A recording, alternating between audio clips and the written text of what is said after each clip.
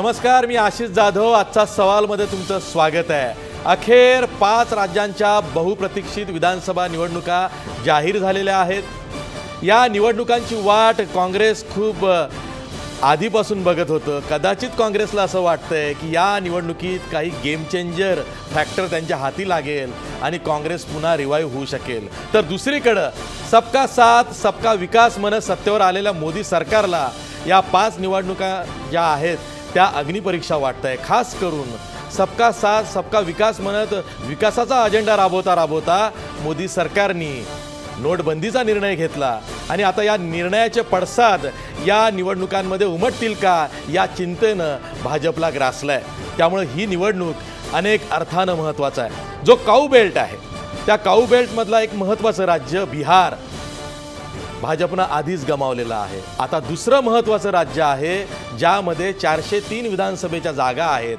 ते जर का भाजपच्या हाती आलं असतं तर राज्यसभेमध्ये कदाचित भाजपला बहुमत सुद्धा मिळवता येऊ शकतं। त्यामुळं उत्तर प्रदेशची लढाई ही भाजपसाठी खूप निर्णायक आहे।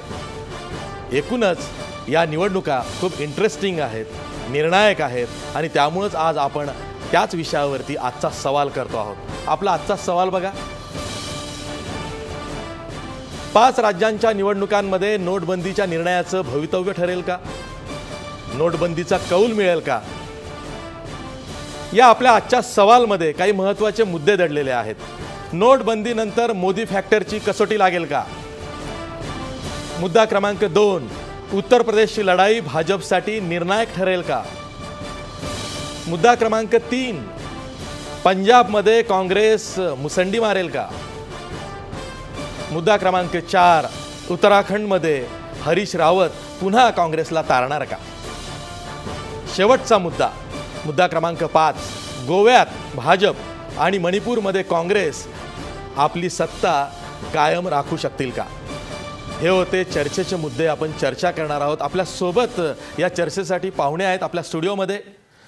भाजपचे ज्येष्ठ प्रवक्ते मधु चव्हाण, आपचे सदस्य रवी श्रीवास्तव, द क्विंट या वेबसाईटचे या वेब पोर्टलचे पत्रकार आशिष दीक्षित यांनी अनेक वर्ष दिल्लीमध्ये आणि मुंबईमध्ये राजकीय पत्रकारिता केलेली आहे।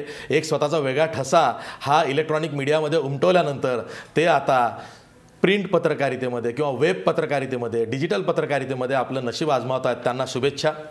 सोबत आपल्या आणखीनही काही पाहुणे आहेत। नागपूरवरनं आहेत सुरेश माने, जे आज राजकीय विश्लेषकाच्या भूमिकेत असणार आहे। याचं कारण असं की ते आधी बसपामध्ये होते पण आता त्यांनी स्वतःचा नवा पक्ष स्थापन केलेला आहे। तो आहे BRSP म्हणजे बहुजन रिपब्लिक सोशलिस्ट पार्टी। त्यांनाही शुभेच्छा, त्यांच्या नवा पक्षालाही शुभेच्छा। आपल्यासोबत पुण्यावरनं काँग्रेसचे ज्येष्ठ प्रवक्ते रत्नाकर महाजन सुद्धा असणार आहेत। त्याचबरोबर आपल्यासोबत फोनलाईनवरनं काँग्रेसचे जे 2 खासदार आहेत महाराष्ट्रामधून त्यातले एक राजीव सातव सुद्धा आहेत। मी थेट जातोय राजीव सातव यांच्याकडे। राजीव सातव, निवडणुका जाहीर झाल्या आहे। काँग्रेस खूप अपेक्षेने या निवडणुकीकडे बघते आहे, कारण या निवडणुकांमध्ये आपल्या हाती, पक्षाच्या हाती काहीतरी लागेल असं राहुल गांधींनाही वाटतंय आणि तुम्हा काँग्रेसमनलाही म्हणजे काँग्रेस जनांनाही वाटतंय। तर या निवडणुका काँग्रेससाठी किती महत्त्वाच्या आहेत? मोदीसाठी तर महत्त्वाच्या आहेतच, भाजपसाठी तर त्या महत्त्वाच्या आहेतच, पण काँग्रेससाठी स्वतःच्या रिवायवलसाठी आणि अपेक्षा पूर्तीसाठी पक्षाच्या ह्या किती महत्त्वाच्या आहेत? आमच्यासाठी ही निवडणूक अत्यंत महत्त्वाची आहे। परंतु आपण जर पाहिलं असेल तर 2.5 वर्षानंतरचा हा कौल मोदींचा राजवटीच्या संदर्भातला हा कौल असणार आहे, नोटाबंदीच्या संदर्भातला हा कौल असणार आहे आणि त्यामुळे निश्चितपणाने 5पैकी 5 राज्यात म्हणजे 4 राज्यात तर आम्ही फार ताकदीनं म्हणजे पूर्ण बहुमतात येण्याच्या दृष्टीने आमचं काम सुरू आहे आणि उत्तर प्रदेशमध्ये सगळ्यात मोठा पक्ष म्हणून आम्ही इमर्ज व्हावा हा आमचा या निमित्तानेचा प्रयत्न आहे। आणि आपण जर पाहिलं असेल तर पंजाब, गोवा, उत्तर प्रदेश, उत्तराखंड आणि मणिपूर या 5 ठिकाणी भारतीय जनता पक्ष ज्या पूर्वी जे त्यांना वाटायचं की आपल्याला फार सोपं राहील, आता त्यांच्यासाठी काही सोपं राहिलेलं नाही आणि नोटाबंदीमुळे तर त्यांचं ते सैरवैर झालेला आहे सगळा कार्यक्रम। राजू सातव, 1 फेब्रुवारीला वार्षिक अर्थसंकल्प मांडला जाणार आहे. केंद्र सरकारनं तशी भूमिका जाहीर केलेली आहे, निर्णय जाहीर केलेला आहे. पण शिवसेनेनं आधीच विरोध केला आहे आणि तुम्ही सुद्धा काही वेळापूर्वी महाराष्ट्र वनवर हे बजेट मांडलं जाऊ नये अशी मागणी केलेली आहे. तुम्हाला असं वाटतं खरंच वार्षिक अर्थसंकल्पाच्या निमित्तानं निवडणुकीसाठी काही सवलतींची खैरात हे सरकार आणू पाहतंय, ज्याचा परिणाम हा या निवडणुकांवर होईल? आपण जर पाहिलं असेल तर आतापर्यंत प्रत्येक वेळी बजेटच्या तारखा या ठरलेल्या होत्या. या सरकारनं मुद्दामून या 5 राज्यांच्या निवडणुका समोर ठेवून हा बदल करण्याचा प्रयत्न या निमित्ताने केलेला आहे. आणि आपण बघा, यांनी घोषणा केलेल्या प्रत्येक घोषणा, मग ती स्वच्छ भारतची घोषणा असेल, ती मेक इन इंडिया असेल, ती स्टार्टअप इंडिया असेल, ते सगळ्या घोषणा त्या फक्त घोषणा राहिलेल्या आहेत. आणि अर्थव्यवस्थेवर सगळ्यात मोठा परिणाम जर कुठल्या गोष्टीनं झाला असेल तर तो नोटाबंदीनं झालेला आहे. म्हणजे अर्थव्यवस्थेवर दूरगामी परिणाम तर झालाच, आणि अनेक लोकांचं आयुष्य यामुळे उद्ध्वस्त झालेलं आहे.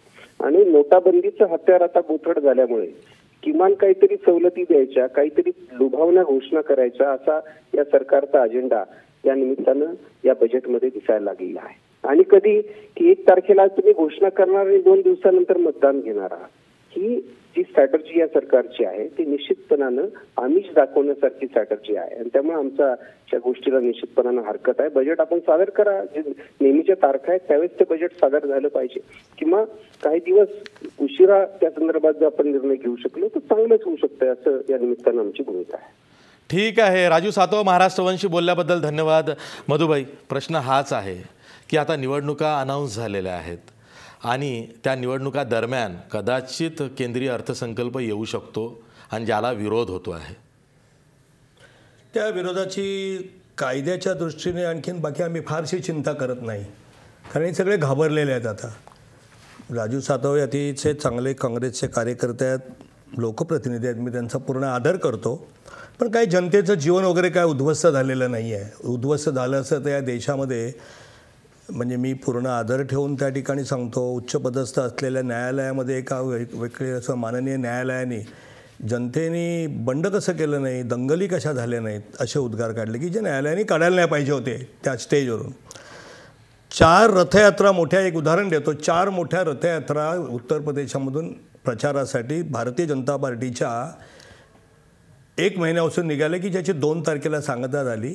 पोलिसांच्या मते, जे समाजवादी पक्षाचे पोलीस आहेत, आमचे नाही आहेत, त्यांचं राज्य आहे, 9 लाख लोक होते, आमच्यामध्ये 12 लाख होते. आपण 8 लाख धरू, 5 लाख होऊ. सगळ्या महिन्याभराच्या काळात एक काळा झेंडा कुठे दाखवला गेला नाही. महाराष्ट्रामध्ये सातवसाहेब, जर जनता त्या ठिकाणी वेडी नाही आहे. आता ज्या नगरपरिषदेच्या, नगरपंचायतीच्या निवडणुका झाल्या त्या, ही मोठी गावच आहे, ती काही शहरं नाही आहेत. पोट हातावर असलेले अनेक लोक तिथे होते. लोकांनी त्या ठिकाणी आम्हाला घर दाखवलं असतं. आमचे नगराध्यक्ष 2चे किती झाले माहिती आहेत आपल्याला? 72 झाले. 268 नगरसेवकांचे 1400 नगरसेवक आमचे झाले. ते झाले नसते.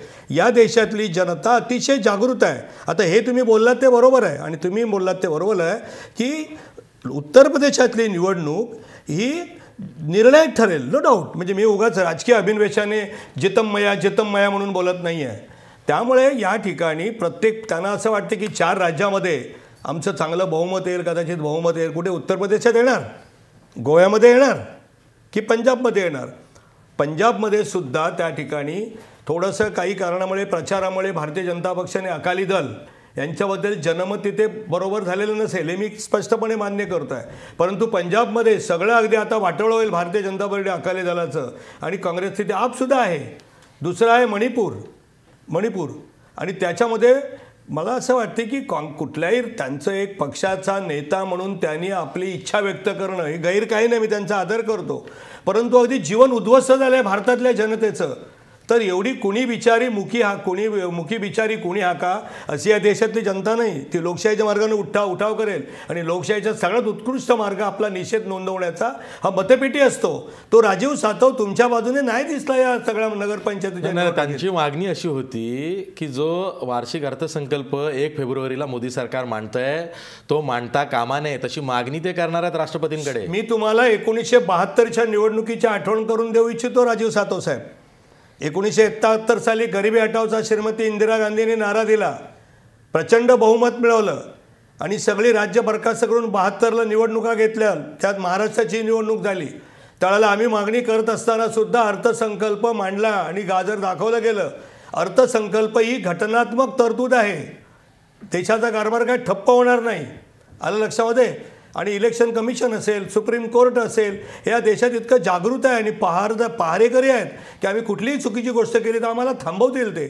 आणि कुठल्याही घटनेच्या विरोधातलं कृत्य अर्थसंकल्प, आणि आम्हाला काही गरज नाही आहे हो, कारण आता आम्ही गाजर दाखवलं तर लगेच जनता भुलायला आहे. ज्याच्यातली जनता जागृत आहे ती पूर्ण त्या ठिकाणी जागृतपणे हे आपल्याला भूलभुलैया आहे अर्थसंकल्पातल्या तरतुदीमुळे, की खरंच हे मोदी सरकार आपल्याला काय देणार आहे एवढंच समजणे की कुवत या देशातल्या आता असलेल्या 5 राज्यातल्या निवडणुकांच्या मतदारांमध्ये नक्कीच आहे. तिथं काय परिणाम होणार नाही.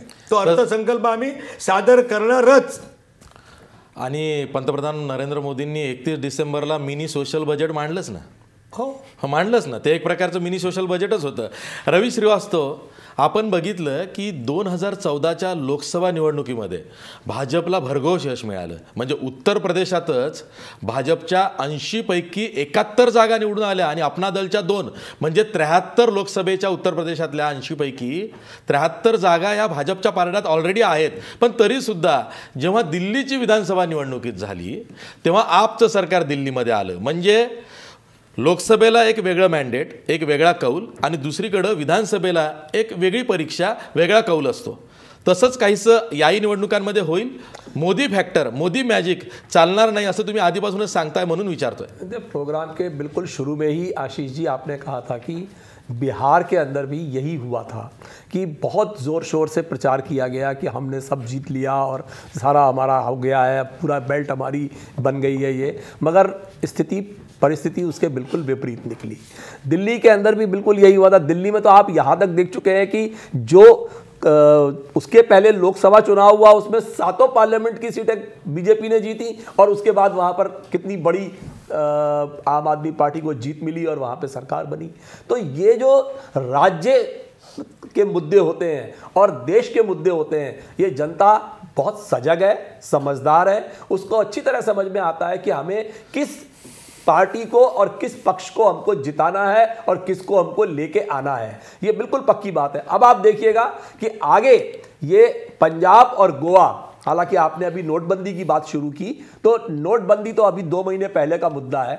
आम आदमी पार्टी पंजाब में पिछले 2 साल से काम कर रही है और गोवा में भी पिछले 1.5 या 2 साल से हम लोग पूरी ताकत से काम कर रहे हैं. दोनों जगह पर आप ये देखिए कि जो पार्टी का मैनिफेस्टो है, जो पार्टी के मुद्दे हैं, वो बिल्कुल अलग हैं.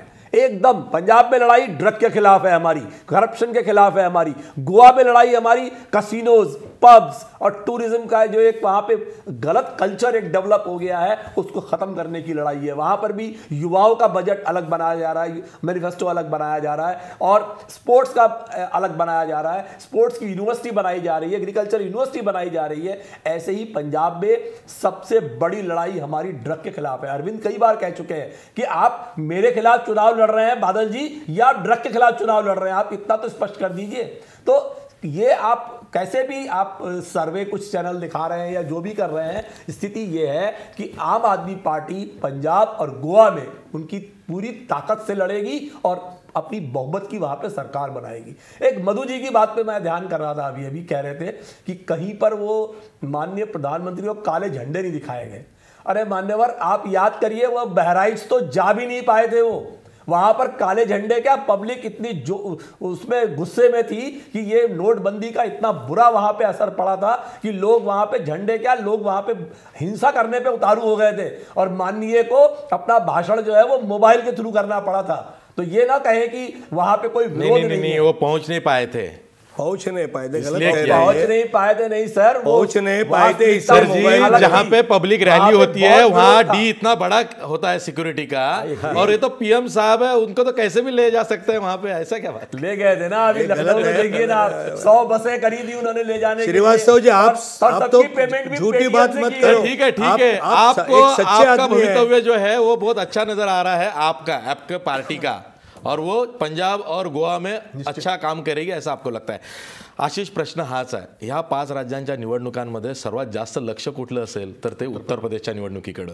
पंजाबचंही आहे, पण उत्तर प्रदेशची जी निवडणूक आहे ती अनेक अर्थानं महत्त्वाची आहे. असं आतापर्यंत तरी मानलं जात होतं की ज्याच्याकडं उत्तर प्रदेशची सत्ता त्याची दिल्लीत चलती. म्हणूनच कदाचित नरेंद्र मोदी हे उत्तर प्रदेशमधून लोकसभा लढले, तिथनं निवडूनही आले. त्यामुळं उत्तर प्रदेशकडं मोदी अमित शहा ही जी जोडगोळी आहे भाजपची, ती विशेष लक्ष ठेवून काम करते आहे. तुला काय दिसतंय, भाजप उत्तर प्रदेशमध्ये काय करू शकतं? भाजप तिथे सगळ्यात मोठा पक्ष म्हणून पुढे येऊ शकतो आणि आत्ता तरी सगळी चिन्ह तशीच आहेत.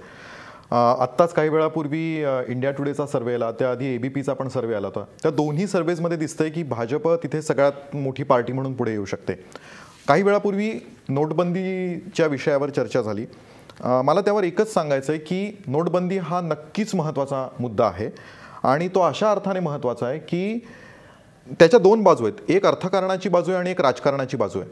जर अर्थकारणाच्या बाजूचा विचार केला तर त्यात मोदी सरकारला सपशेल अपयश आलंय. त्यांना वाटत होतं की काळा पैसा जो आहे तो लोक बँकेत परत आणू शकणार नाहीत आणि त्याच्यातून RBIला फायदा होईल, त्याच्यातून अनेक गोष्टी करता येतील वगैरे वगैरे. तसं काही झालेलं नाही आहे. नेमका किती पैसा परत आलाय हे पण ते सांगायला तयार नाही आहेत, कारण की बराचसा पैसा हा परत आलाय आणि जर पैसा परत आला आहे तर मग एवढा सगळा खटाटोप केला कशासाठी, त्याचं उत्तर ते स्पष्टपणे देत नाही आहेत. त्यामुळे जर आपण आर्थिक बाजू पाहिली, आणि अर्थात अनेकांच्या नोकऱ्या पण गेल्या आहेत, त्यामुळे आर्थिक बाजू जर पाहिली तर ही पूर्ण लंगडी आहे. पण त्याचं राजकारण करण्यात मात्र भाजपला खरंच यश आलं आहे, कारण भाजपने दोन गोष्टी लोकांपर्यंत पोहोचवल्या आहेत. एक म्हणजे आम्ही भ्रष्ट लोकांच्या विरुद्ध कारवाई करत आहोत. त्यांनी एक नैतिकतेचा मुद्दा केला आहे की बघा, इतकी वर्ष काँग्रेसची सत्ता होती, ते भ्रष्ट होते, आम्ही भ्रष्ट लोकांविरुद्ध काम करत आहोत. त्यामुळे आपण सुद्धा जेव्हा सर्वसामान्य लोकांशी बोलतो त्यावेळेस लोक म्हणतात, अरे यांनी काहीतरी तर केलं, किमान ठीक आहे काही दिवस आम्हाला त्रास होतोय पण यांनी काहीतरी तर केलं. आणि दुसरा जो मुद्दा आहे, तुमच्याकडे येऊ, पण दुसरा जो मुद्दा आहे मला असं वाटतं तो म्हणजे श्रीमंत विरुद्ध गरीब. हे एक नवीन मांडणी तयार होतीये आणि जी मला उत्तर प्रदेशात तुम्ही विचारलं, मला ती विशेषतः जाणवतीये.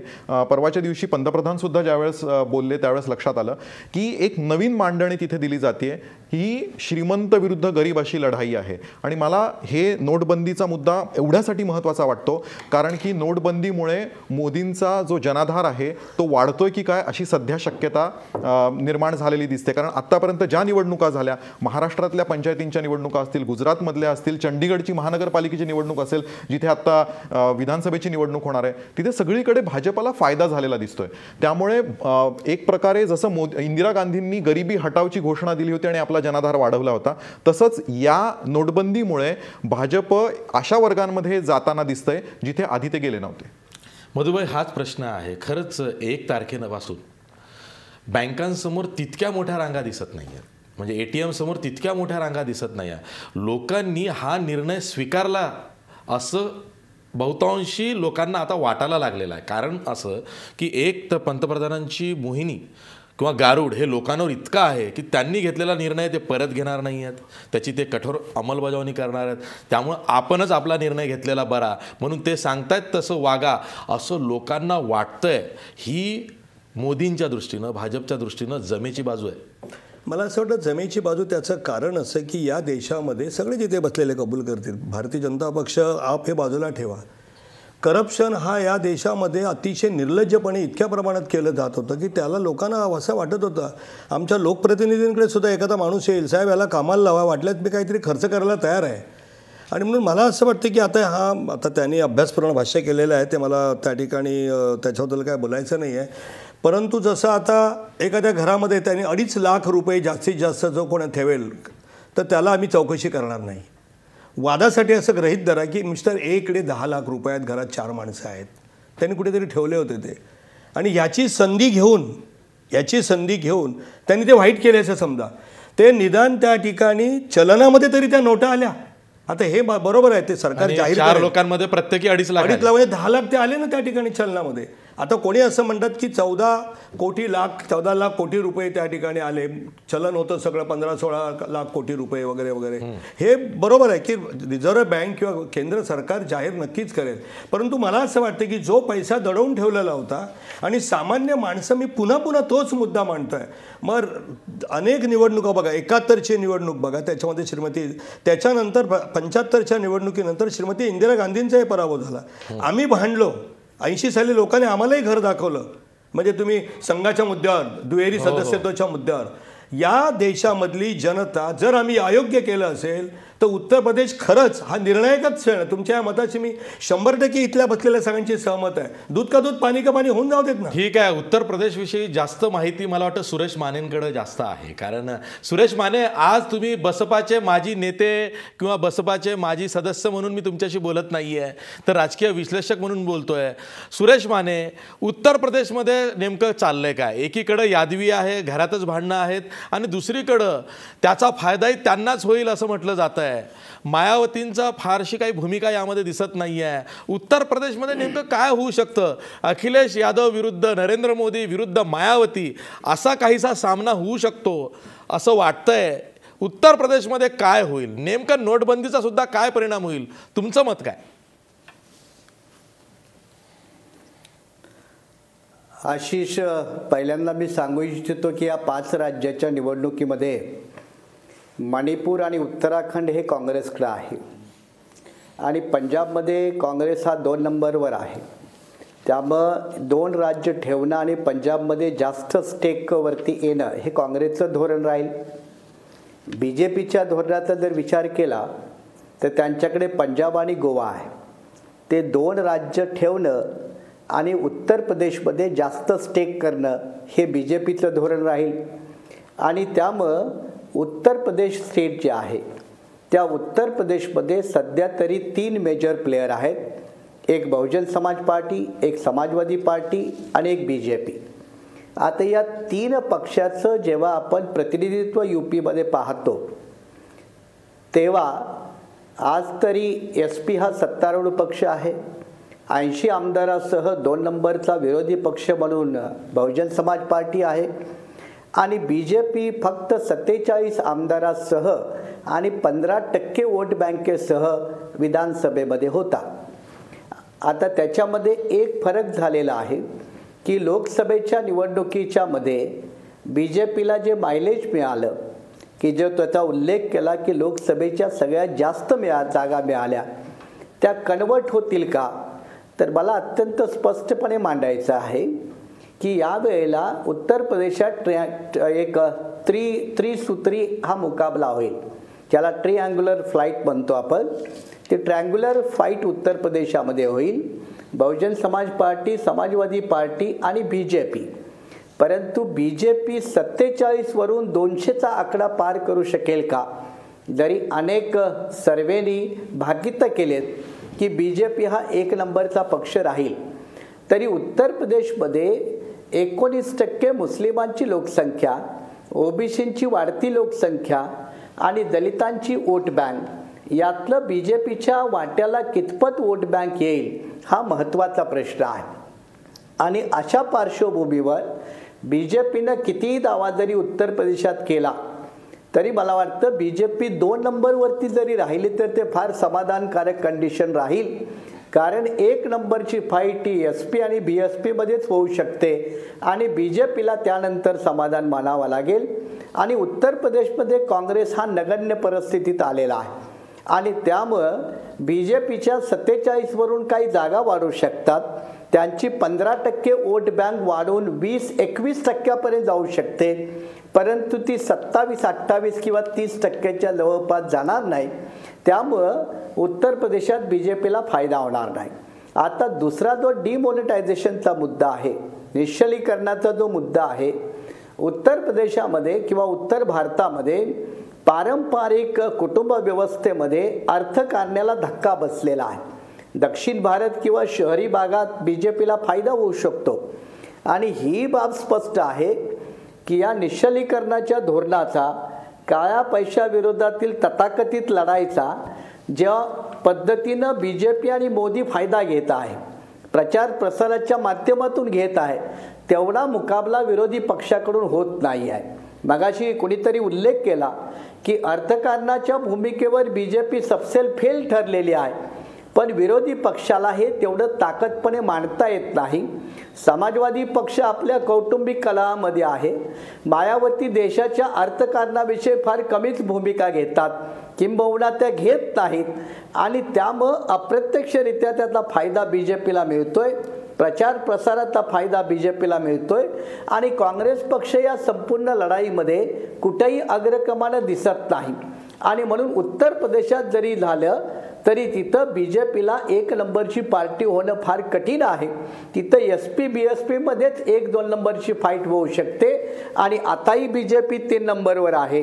त्या BJPला 3 नंबरवरती समाधान मानावं लागेल.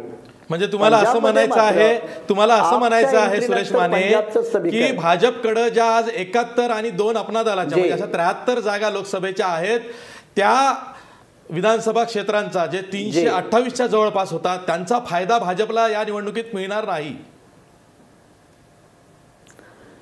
अजिबात होणार नाही, कारण उत्तर प्रदेश आणि बिहार या 2 राज्यामध्ये प्रांतिक अस्मितेच्या राजकारणाची झालर आहे. ज्याला रिजनल पॉलिटिक्सचा कलर म्हणतो आपण, तो रिजनल पॉलिटिक्सचा कलर हा बिहार आणि उत्तर प्रदेशला आहे. जसं आपच्या माध्यमातून रिजनल पॉलिटिक्सचा कलर दिल्लीला मिळाला आहे, त्यामुळे आपला जे दिल्लीला यश मिळालं ते गोव्यात मिळेल की नाही शंका आहे, पंजाबमध्ये मिळेल की नाही शंका आहे. पण जे प्रांतिक अस्मितेचं राजकारण, आयडेंटिटीचं राजकारण हे BJPला त्या राज्यामध्ये करता येणार नाही. म्हणून बिहारमध्ये एक सक्षम पर्याय आला, नितीश असतील, लालू असतील, किंवा एक वैकल्पिक पर्याय आला. तसा पर्याय BJP उत्तर प्रदेशात देऊ शकत नाही, कारण त्या ठिकाणी 2 सक्षम प्लेयर आहेत आणि त्यामुळे उत्तर प्रदेशामध्ये BJPला लोकसभेच्या निकालाचा विधानसभेमध्ये अजिबात फायदा होणार नाही, हे अत्यंत स्पष्ट आहे. उत्तर प्रदेशच्या एकूणच लढाईवरती खूप इंटरेस्टिंग चर्चा होणार आहे, मला माहिती आहे, पण मी ती पुढच्या ब्रेकमध्ये करणार आहे. आपल्या सोबत रत्नाकर महाजन आता सध्या चर्चेत जोडले गेलेले आहेत. मी थेट जातोय पुण्याला रत्नाकर महाजन यांच्याकडे.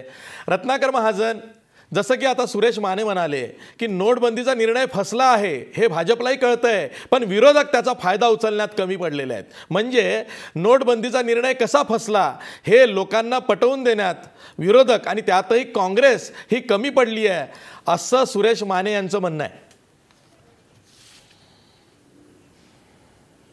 नाही, ते त्यांचं मत व्यक्त करतील. प्रत्येक प्रश्नावर त्यांना स्वतःचं एक मत असणं हे साहजिक आहे आणि त्यानुसार ते बोलणं हेही स्वाभाविक आहे. मुद्दा असा आहे की 2.5 वर्षापूर्वी लोकसभा निवडणुकीमध्ये अप्रत्याशित बहुमत मिळाल्यानंतर गेल्या 2.5 वर्षामध्ये मोदींच्या नेतृत्वाखालच्या सरकारचा जो काही परफॉर्मन्स आहे त्या परफॉर्मन्सचा या राज्यांच्या निवडणुकांवर किती परिणाम होईल आणि किती होणार नाही हा एक खुला प्रश्न आहे. त्याचं उत्तर आजच देता येणार नाही. त्याचं कारण लोकसभेची निवडणूक वेगळी, विधानसभेची निवडणूक वेगळी. विधानसभेची निवडणूक ही त्या राज्यातल्या लोकांना डाचत असलेल्या प्रश्नांवर राजकीय पक्षाची भूमिका काय, धोरण काय आणि ते अंमलात आणण्यासाठी कार्यक्रम काय अशासारख्या प्रश्नावर निवडणुका होतात. त्याला राष्ट्रीय प्रश्नांची झालर असते.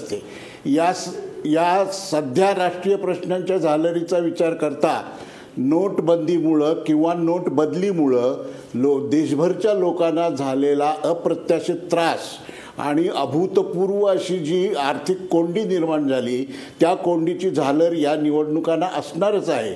पण ती कुणाला किती जाणवली, कुणाला किती सुखावह वाटली याचा राज्यानुसार परिस्थिती वेगळी असू शकते.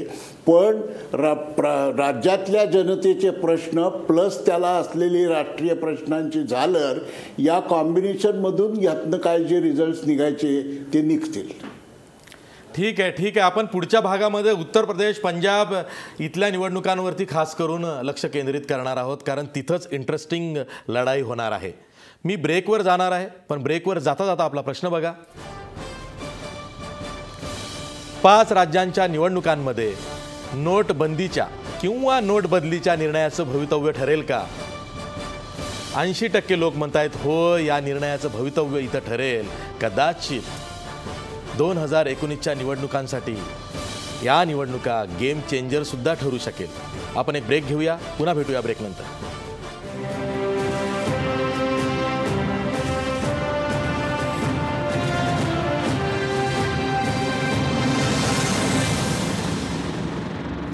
ब्रेकनंतर पुन्हा तुमचं स्वागत. मी थेट जातोय आशिष दीक्षित याच्याकडं.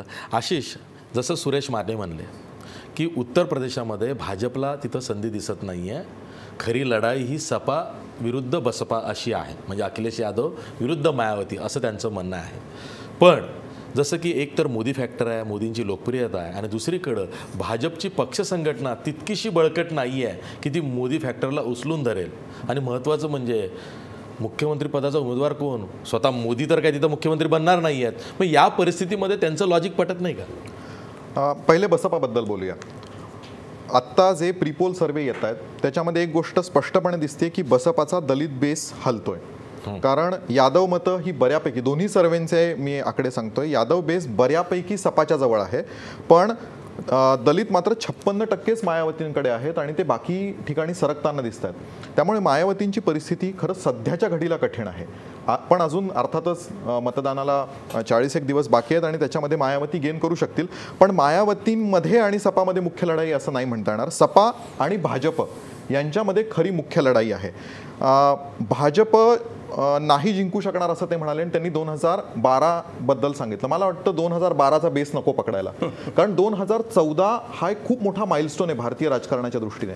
त्यामुळे 2014च्या तुलनेत काय होतं, माइंडसेट चेंज झाला. कारण की आता आपल्याला आत्ताचं भारताचं राजकारण हे मोदींच्या आधी आणि मोदींच्या नंतर असंच पाहावं लागलं आणि त्यामुळे 2014 मध्ये तिथे अभूतपूर्व यश मिळालं. म्हणजे एवढ्या प्रमाणात जागा आणि मतं यापूर्वी कुणालाच मिळाल्या नव्हत्या. म्हणजे जनता पार्टीचा रेकॉर्ड होता यापूर्वीचा, तो जनता पार्टीचा रेकॉर्ड सुद्धा यांनी मोडला आहे. 81.1% जागा या भाजपला तिथे मिळाल्या होत्या. त्यामुळे त्यांची एवढी मोठी अधोगती एवढ्या कमी काळात होण्याची शक्यता कमी आहे. आणि जसं आत्ता आपण म्हटलं की डिमॉनिटायझेशनचा त्यांना फारसा फटका बसताना दिसत नाहीये. त्यांनी मुद्दा मांडला तो म्हणजे 19% मुस्लिम आहेत तिथे आणि त्याचा भाजपला फटका बसू शकतो. मी तर म्हणतो उलट ही गोष्ट भाजपच्या पथ्यावर एवढ्यासाठी पडू शकते कारण एकतर तिथे चौकोनी मुकाबला होता आणि जिथे जिथे चौकोनी मुकाबले होतात तिथे मतं विभागली जातात आणि तुम्हाला जिंकून येण्यासाठी फार कमी मतांची गरज असते. नाही, अशी यावेळेस दोन शक्यता दिसतात. एक तर राहुल गांधी आणि अखिलेश यादव यांची आघाडी होऊ शकते, कारण तिथं तसाही काँग्रेस हा काही खूप मोठा फोर्स आहे असं काही नाही, तो मार्जिनलाइज फोर्स आहे सध्या. आणि त्यांची जर का आघाडी झाली तर मग तिरंगी लढत होऊ शकते आणि प्रशांत किशोर हे त्या दृष्टीनं प्रयत्नशील आहेत. मला तर कधी कधी असं वाटतं की ही जी यादवी चालली आहे ना यादवांमध्ये, त्याचं मास्टर माइंडच प्रशांत भूषण आहे की काय, प्रशांत किशोर. पण मुद्दा असा आहे की अजूनपर्यंत समाजवादी पार्टी नेमकं काय करणार आहे, 2 शकलांमध्ये लढणार आहे की एका याच्यात लढणार आहे हे अजून स्पष्ट होत नाहीये. कारण अजूनही प्रयत्न सुरू आहेत, अजूनपर्यंत त्यांना परत परत बोलवणी पाठवली जातात आणि एकदा निवडणूक आयोगापर्यंत गेल्यानंतर पण अखिलेश पुन्हा वडिलांना भेटायला गेले. त्यामुळे त्या पार्टीत नेमकं काय चाललंय आणि शेवटी कसं आहे, निवडणूक चिन्ह दोघांसाठी महत्वाचं आहे. जर ते दोघं वेगळे झाले ते चिन्ह गोठवलं जाईल याची पण त्यांना कल्पना आहे आणि भाजपला फायदा होईल. अखिलेशची सरशी होईल असं मानलं जातं, किंबहुना ते होईल, होण्याची शक्यता नाकारता येत नाही. आणि भाजपच्या मुख्यमंत्री पदाचा मुद्दा तुम्ही मांडला. भाजपचा मुख्यमंत्री कोण आहे हे त्यांनी गुलदस्त्यात ठेवलं आणि भाजप आतापर्यंत सांगायचं की आम्ही मुख्यमंत्री नेहमी जाहीर करतो, पण आता अनेक राज्यांमध्ये भाजपची गोची झाली आहे. उत्तर प्रदेशमध्ये राजनाथ सिंग यांचं नाव आघाडीवरती आहे, त्याच्यानंतर योगी आदित्यनाथ यांचं नाव आहे, वरुण गांधी खूप इच्छुक आहेत त्या पदासाठी. इच्छुक आहेत? हो, अतिशय इच्छुक आहे, अतिशय इच्छुक आहेत. पण ते दावेदार आहे असं म्हणता येत नाही. पण त्यांनी अजूनपर्यंत नाव जाहीर केलं नाही, करण्याची शक्यताही नाहीये. तशीच परिस्थिती उत्तराखंडमध्ये, तिथे तर भाजपची शकलं पडलीत. म्हणजे काँग्रेस, हरीश रावतांना जर फायदा होऊ शकतो तर तो भाजपमधल्या अंतर्गत कलहाचा. तिथे 4 माजी मुख्यमंत्री आहेत, खंडूरी आहेत, निशंक आहेत, ते सगळेजण आपापले गट घेऊन बसले आहेत आणि भाजपला डोकेदुखी झाली आहे. त्यामुळे मुख्यमंत्री पदाचा उमेदवार भाजप उत्तर प्रदेशमध्ये किंवा उत्तराखंडमध्ये जाहीर करतील याची शक्यता आता दिसत नाही. भाई नाही, मला असं वाटतं पहिला तर माने म्हणाले त्याला मी एक पर्यायाने उत्तर देऊ इच्छितो की, आणि त्याचा प्रशांत आपला दीक्षितांनी उल्लेखही केलेला आहे की निवडणुकांचं राजकारण हे त्या ठिकाणी मागच्या याच्यावर कधी करायचं नसतं. म्हणजे श्रीमती इंदिरा गांधी या देशातल्या मोठ्या नेत्या होत्या, त्या सामान्य नेत्या नव्हत्या. त्यांच्या राजकारणाबद्दल मतभेद असू शकतील, पण काही चुका झाल्यानंतर 1978 साली 77 साली आणीबाणीनंतर त्यांचाही पराभव झाला. शिवजवळ ओनली आयरन लेडी. हा, म्हणजे असं म्हणतात की she was the only man in her cabinet, असं म्हणतात ना, तर तो वेगळा भाग आहे. आता थोड्या आमच्या चुका झाल्या, मी प्रांजळपणे कबूल करतो. बिहारची तुलना इथे करू नका. बिहारमध्ये जे झालं त्याच्यात आणि दिल्लीमध्ये आमची चूक काही झाल्या त्या इथे मी सांगत नाही. कदाचित बेदीना लोकांनी स्वीकारलं नसेल आणि नव्याचं नव्हते पण असते, नवे मध्ये हवे त्या आप पार्टीबद्दल एक आकर्षण होतं. आणि मला असं वाटतं की काही वेळेला एखाद्या पराभवातून सुद्धा माणूस अशी छलांग मारून उभा राहतो. त्यामुळे बिहार आणि त्याच्यानंतर असलेल्या दिल्लीमधून आम्ही उत्तर प्रदेशात शहाणे झालो नसेल असं आपल्याला वाटतं का? ज्या राज्यांमध्ये त्या ठिकाणी निवडणुकांमध्ये मुख्यमंत्री पदाचा उमेदवार जाहीर करणं आपल्याला फायदा आहे तिथे आम्ही करू. आम्हाला उत्तर प्रदेशात वाटत नाही. आता उत्तर प्रदेशात सांगतो तुम्हाला, आता सरळ मी काय ओपन सिक्रेट सांगत नाही. 72 खासदारांना आम्ही कामाला लावले गेले वर्षभर. सगळ्या बूथवर जे काय उत्तर प्रदेशात हजारो बूथ असतील ते माणसं कामाला लावलेली आहेत, प्रत्येक माणसं. त्याच्यानंतर आम्हाला एवढं नक्की माहिती आहे की 72 जागा ज्या लोकसभेला जिंकल्यात त्या तुलनेने जर आम्ही ह्या निवडणुकीत जागा जिंकलो नाही आणि हे राज्य जर आपल्या हातातून गेलं, त्यामुळे आता जर कोणीतरी म्हणाले की भारतीय जनता पक्षाचं त्या ठिकाणी काही उत्तर प्रदेशात संघटनात्मक काम नाही, ते आता दिसेल त्यांना. नंबर 2, आता म्हणाले की गणित जे विश्लेषणाचं गणित असतं ना, जसं एखादा सायंटिस्ट त्याच्या भूमिकेतून त्या बॉक्समधून बाहेर येत नाही, राज्यकर्ता तसा नसतो. आलं लक्षात. ते विश्लेषक त्याच्या एका त्याचं काय लॉजिक असतं विश्लेषण मांडण्याचं. उत्तर प्रदेशामध्ये जर 19% मुस्लिम आहेत, दलित आहेत, तर हे सगळे फॅक्टर बाजूला करून 72 सीट मिळाले नसते आम्हाला. आणि वाक्य अतिशय योग्य वापरलं आपण, त्याचा त्या ठिकाणी पुनरुच्चार केलात की 2000 जसं इंदिराजी आल्यानंतर त्यावेळेला संघटन काँग्रेस होतं, त्यांना कोणी विचारायचं नाही. इंदिरा गांधी या 1969 नंतर बँकांचं राष्ट्रीयकरण झाल्यानंतर काँग्रेस आणि त्याच्या अगोदरची काँग्रेस 1971च्या इंदिराजींच्या अतिशय छलांग मारून वर आल्यानंतरचं तसं आता 2014 नंतरचं त्या ठिकाणचं मोदींचं राज्य आल्यानंतर हे सगळे विकास हाच मुद्दा असणार आहे. आणि उत्तराखंडचं सांगू इच्छितो, भारतीय जनता पक्षाची एक पद्धत आहे, तो काँग्रेस किंवा कुठल्या व्यक्तीचा पक्ष नाही, कुटुंबाचा पक्ष नाही. जो कोणी पक्षविरुद्ध कारवाई करेल त्याला आम्ही असे संपवतो की त्याला कळतही नाही तो कधी संपला तो. त्यामुळे जे उत्तराखंडमध्ये असतील त्या, मी माझ्या पक्षाबद्दल बोलत आहे, जे उत्तर प्रदेशामध्ये त्या ठिकाणी, आणि आम्हाला नाही जाहीर करायचं. गोव्याची निवडणूक मी जाहीर सांगतो तुम्हाला, इथे तुम्ही विचारलेलं नसतानाच होता. गोव्यामध्ये पूर्णतः मनोहर पर्रीकरांना लक्ष द्यायला सांगितलेलं आहे. गोव्याचा प्रश्न मला कसा विचारला तर पूर्ण मी तुम्हाला लिहून ठेवा, तुम्ही जागा कदाचित त्यांनाच मुख्यमंत्री बनवणार नाही लक्ष काम करायला सांगितलं. आणि यांनी सुद्धा नाही आशिषचा प्रश्न महत्वाचा आहे. तुम्हाला पर्रीकरांना लक्ष घालायला लावलं पूर्णपणे, याचा अर्थ सध्याचे जे मुख्यमंत्री पार्सेकर त्यांचं अपयश आहे ते. असं काही नाही. महाराष्ट्रातल्या निवडणुकीमध्ये परवाच्या विधानसभेच्या पूर्णतः दररोज रात्री जवळजवळ 100-150 फोन अमित शहा करायचे. याचा अर्थ त्यावेळेचे अध्यक्ष असलेले पार्टीचे फडणवीस अपयश नाहीये. जो त्या ठिकाणी एखाद्या, आमची एक पद्धत आहे, तुम्ही एक गुपितच फोडलंय, आमची एक पद्धत आहे की एखाद्या राज्यामध्ये तिथला जरी प्रमुख असेल तरी त्याला केंद्रातला कुठला तरी एक त्या ठिकाणी नेता त्याला मदत करायला नेहमी, जसं गोपीनाथरावजी मुंडे मागच्या वेळेला होते तिथे, गोपीनाथरावजी मुंडे मागच्या वेळेला पर्रीकरांना मदत करायला होते. आणि यांनी आता बरोबर जो आम्हाला प्लस पॉईंट वाटतो, हे भ्रष्टाचाराच्या विरोधात गोव्यात लढाई लढू असं काही बोललेलं नाही या ठिकाणी माझे मित्र, की ते म्हणाले आम्ही युवकांसाठी वेगळा अजेंडा तयार करू, तिथल्या कॅसिनोसाठी वेगळं तयार करू, पण गोव्यामध्ये फार वाईट राज्य चाललेलं आहे असं बोललेलं नाही. त्यामुळे मला असं वाटतं की गोवा राज्य हे आम्ही नक्की त्या ठिकाणी ठेवू राज्य. पंजाब आणखी मणिपूर याबद्दल मी इथे भाष्य करू इच्छित नाही. मनु जी, मैं आपको थोड़ा सा स्पष्ट कर दूं कि आम आदमी पार्टी अपना उनका जो राजनीति का जो भी तरीका है वो विकल्प वाला तरीका है. पूरे देश में बहुत से राज्य ऐसे हैं जो कांग्रेस और भाजपा के शासन को बारी बारी से देख चुके हैं और झेल चुके हैं.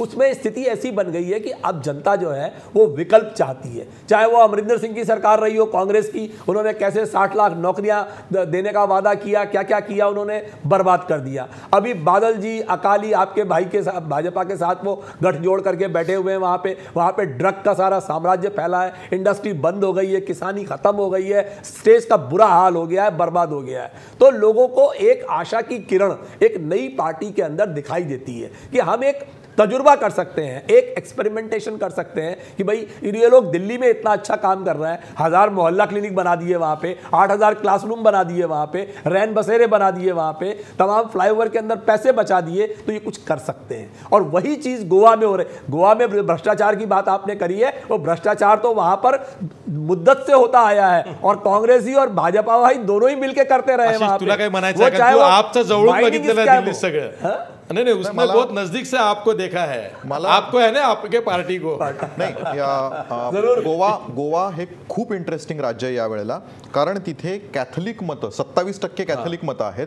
ती मतं कुणाच्या पारड्यात पडतात यावर सगळी सत्तेची समीकरणं आहेत. आत्तापर्यंत ती मतं काँग्रेसकडे जायची. दक्षिण गोव्यात ख्रिश्चनांचं बाहुल्य आहे, ती मतं काँग्रेसकडे जायची. पण गेल्या निवडणुकीत 2012 सालच्या ती सगळी मतं आपल्या पारड्यात मिळवण्यामध्ये, म्हणजे चर्चची युती करण्यात पर्रीकरांना यश आलं आणि त्यामुळे तिथे भाजपची निर्विवाद सत्ता येऊ शकली. आता यावेळेला काय झालं आहे की अनेक मध्यंतरी गोरक्षेच्या अमुक ढमुक सगळ्या विषयांमुळे चर्च हा भाजपपासून दुरावला आहे आणि त्यामुळे ती ख्रिश्चनांची मतं आता काँग्रेसच्याऐवजी आपल्याला मिळावीत म्हणून तिथे केजरीवालांनी तंबू गाडलाय. आत्तापर्यंत केजरीवालांच्या ज्या सभा झाल्या त्या दक्षिण गोव्यात झाल्या.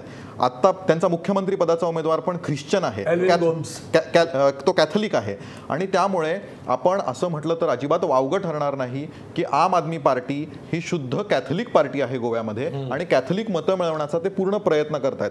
तिथे काँग्रेस आणि आम आदमी पार्टी आणि भाजप ह्या सगळ्यांचा संघर्ष ही ती मतं मिळवण्यावरती आहे आणि त्यामुळे यावेळेसची गोव्याची निवडणूक ही अतिशय म्हणजे आपण आपला स्वतःचा DNA गोव्यात बदलवलाय, पूर्ण बदललाय पूर्ण. म्हणजे ते दुसरीकडे इतरांवरती हिंदुत्ववादी असल्याचा आरोप करतात पण इथे मात्र त्यांनी अगदी व्यवस्थित झगा पांढरा चढवलाय आणि गळ्यामध्ये क्रॉस घातलाय. निवडणुकीची तीच तर खासियत आहे, इथं आल्यावरती सगळं गळून पडतं आणि मग नंतर धर्म जात पंथ हेच लक्षात राहतं.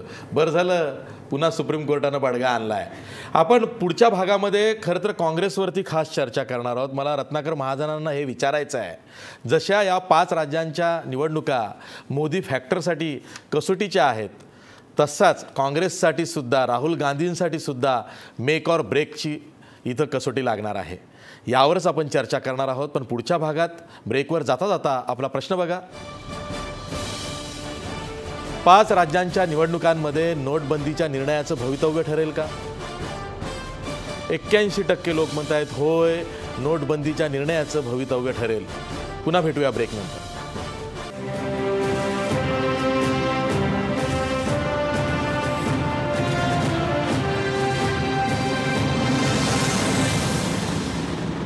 ब्रेकनंतर पुन्हा तुमचं स्वागत. मी थेट जातोय पुण्याला रत्नाकर महाजन यांच्याकडं.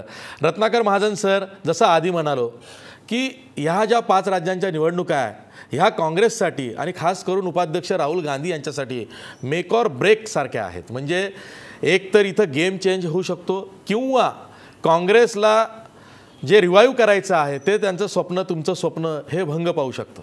काय होऊ शकतं?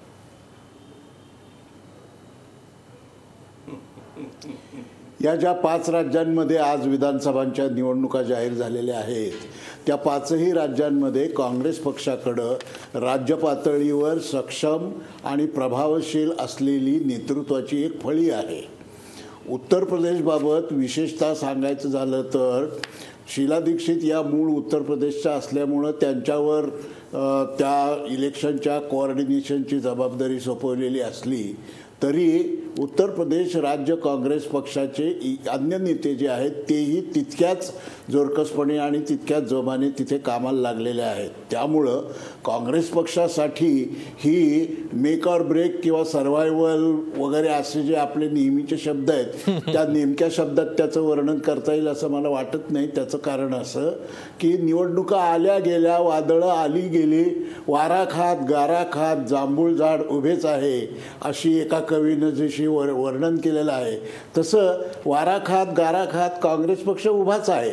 निवडणुका येतात जातात, त्याच्यात यश अपयश येतं जातं.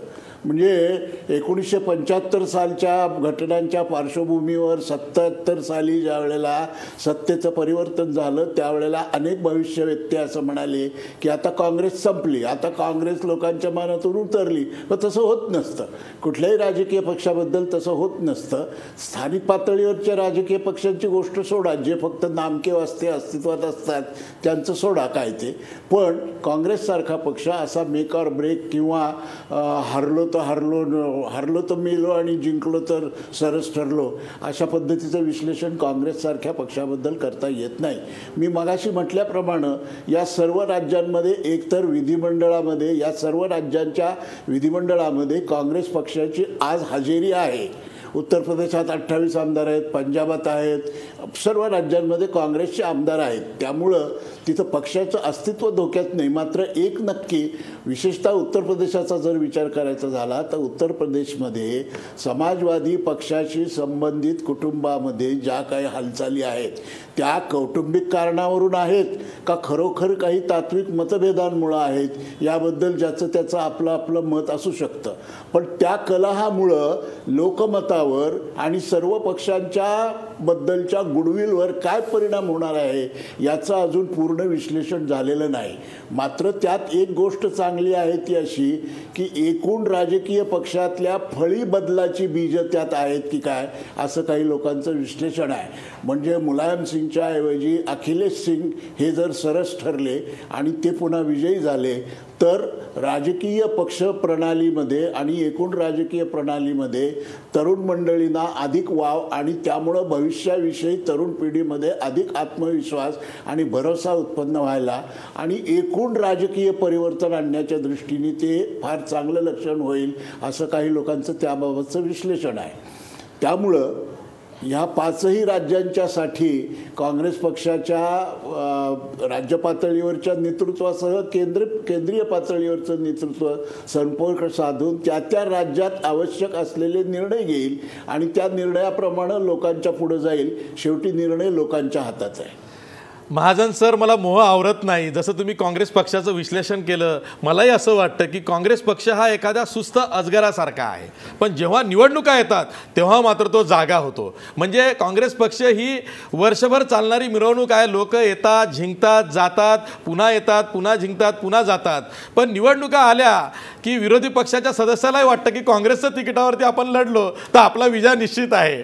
पण आता परिस्थिती बदलते आहे, हेही लक्षात घेतलं पाहिजे. मी थेट जातोय सुरेश माने यांच्याकडं.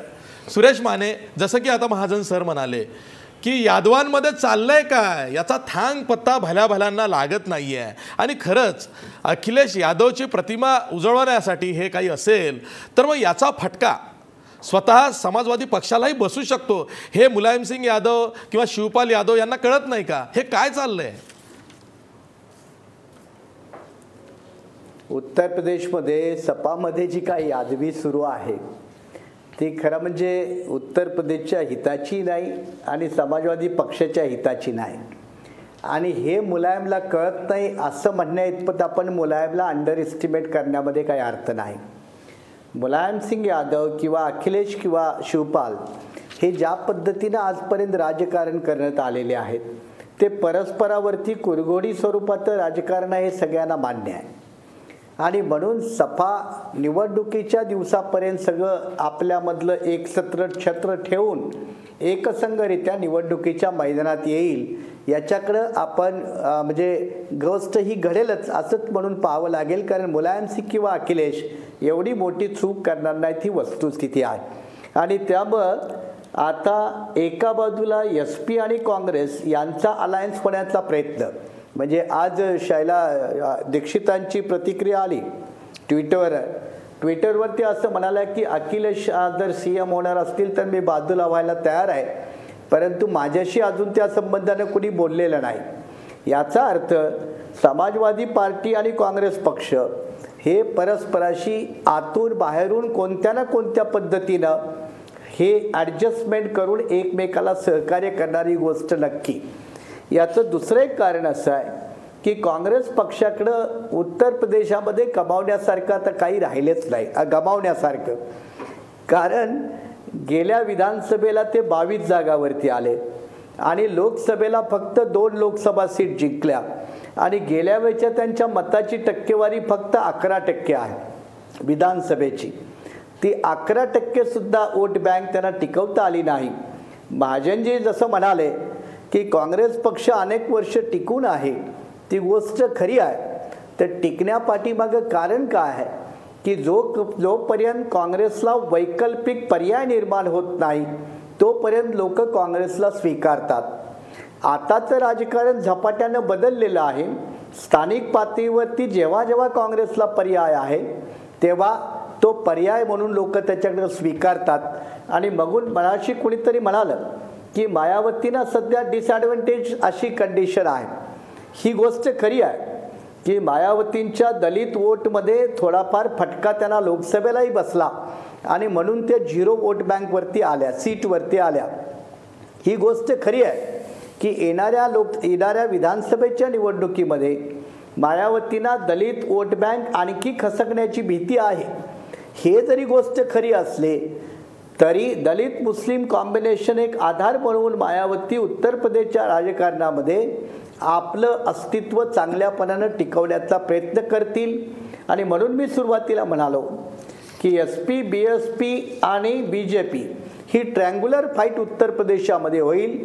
काँग्रेस पक्षाकडे कार्यक्रम नाही, काँग्रेस पक्षाकडे नेता नाही, काँग्रेस पक्षाकडे संघटन नाही.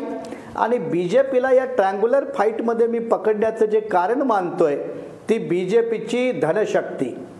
नोटबंदीतला सगळ्यात जास्त फायदा आणि मॅनेजमेंट कुणी जर केली असेल तर ती भारतीय जनता पार्टीने केलेली आहे. इतर सर्व राजकीय पक्षांना आर्थिक कोंडी करून स्वतःची आर्थिक ताकद चांगल्या प्रकारे निर्माण करण्यात BJPला यश आलेलं आहे. आणि म्हणून BJP उत्तर प्रदेशमध्ये संघटन शक्तीच्या जीवावरती नव्हे तर धनशक्तीच्या जीवावरती निवडणूक लढेल. आणि म्हणून ती ट्रँग्युलर फाईटमध्ये येईल. अन्यथा दुसरं BJPकडे कोणतंही कारण नाही. तुम्ही खूप महत्त्वाचा आरोप केलेला आहे, विधान केलेलं आहे. मी मधुबाई उत्तर द्या. मला तुमच्याबद्दल मानेसाहेब पूर्ण त्या ठिकाणी आदर आहे. आपण मगापासून खूप चांगलं बोललात. पण असं हे बेछूट आणि थोडंसं बेजबाबदार विधान कसं करताय? भारतीय जनता पार्टीने नोटबंदी जाहीर करण्यापूर्वी आपल्या अब्जावधी रुपये ना ऐका, पूर्ण ऐका जरा, तुमचं मी शांतपणे ऐकतोय. असं काय त्या ठिकाणी उलट तुमचा सगळ्यांचा थैथयाट अशा मधुबाई मी बोललो नाही. हा ऐका ना साहेब माझं. उलट मायावतींपासून जे नोटबंदीच्या विरोधात राजकीय पक्षांचे नेते ओरडत आहेत, म्हणजे मी आता महाजन आहेत त्यांना खुश करण्यासाठी बोलत नाही. काँग्रेसचे नेते एवढे बोलले नाहीत, तेवढे मायावती, समाजवादी, अन्य काही लोक बोलले, कारण त्यांच्याकडे ट्रक भरून नोटा फुकट गेल्या आहेत. भारतीय जनता पक्षाने असं केलं आहे का? बँकांचं अकाउंट जाहीर करा की नोटबंदीच्या पूर्वी 1 महिना अगोदर भारतीय जनता पक्षाने 500च्या 1000 रुपयाच्या अब्जावधी रुपये, करोड रुपये बँकेमध्ये आपल्या BJPच्या खात्यात घातल्यात. आम्हाला काही, आणि या देशात म्हणजे पुन्हा मी उल्लेख करतो चांगल्या अर्थाने ऐका माने ऐका, मध्ये डिस्टर्ब करू नका. मी मोठं 2 उदाहरणं देतो आणि चांगल्या अर्थाने देतो.